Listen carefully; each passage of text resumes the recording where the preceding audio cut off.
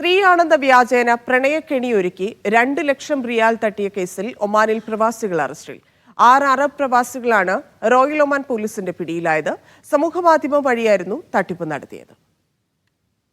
സമൂഹമാധ്യമം വഴി പ്രണയക്കണി ഒരുക്കിയാണ് സംഘം തട്ടിപ്പ് ആസൂത്രണം ചെയ്തത്. സ്ത്രീയാണെന്ന വ്യാജേന പ്രതികൾ ഇരയുമായി ബന്ധം സ്ഥാപിക്കുകയായിരുന്നു ആദ്യം ചെയ്തത്. തുടർന്ന് ഇരയോട് 2 ലക്ഷം റിയാൽ തരണമെന്നാവശ്യപ്പെട്ട് ബ്ലാക്ക്മെയിൽ ചെയ്യാൻ തുടങ്ങി.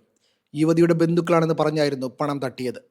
6 അറബ് പ്രവാസികളാണ് ദാഖിലിയ ഗവൺമെന്റ് പോലീസിന്റെ വലയിലായത്. അറസ്റ്റിലായവർക്കെതിരെ നിയമ നടപടികൾ പുരോഗമിക്കുകയാണെന്ന് ആരോപി വ്യക്തമാക്കി. മാസങ്ങൾക്ക് മുമ്പാണ് സമാനമായ സംഭവം ബർക്കയിൽ നടന്നത്. സ്ത്രീയാണെന്ന് തെറ്റിദ്ധരിപ്പിച്ച് ഓൺലൈൻ വഴി പരിചയം സ്ഥാപിച്ച് പണം തട്ടിയ 5 അംഗ സംഘമാണ് അന്ന് പിടിയിലായത്. ഇരയെ വിളിച്ചു വരുത്തി റൂമിൽ അടച്ചിട്ടാണ് പണം തട്ടിയത്. ഓൺലൈൻ തട്ടിപ്പുകൾക്കെതിരെ ജാഗ്രത പാലിക്കാനും സംശയാസ്പദമായ കാര്യങ്ങൾ റിപ്പോർട്ട് ചെയ്യാനും റോയൽ ഒമാൻ പോലീസ് പൗരന്മാരോടും താമസക്കാരോടും ആവശ്യപ്പെടുന്നുണ്ട്. സമൂഹമാധ്യമങ്ങൾ വഴിയുള്ള തട്ടിപ്പ് വർദ്ധിച്ചു വരുന്ന ഭീഷണിയാണെന്നും ആരോപി ഓർമ്മിപ്പിച്ചു. Media 1, Muscat.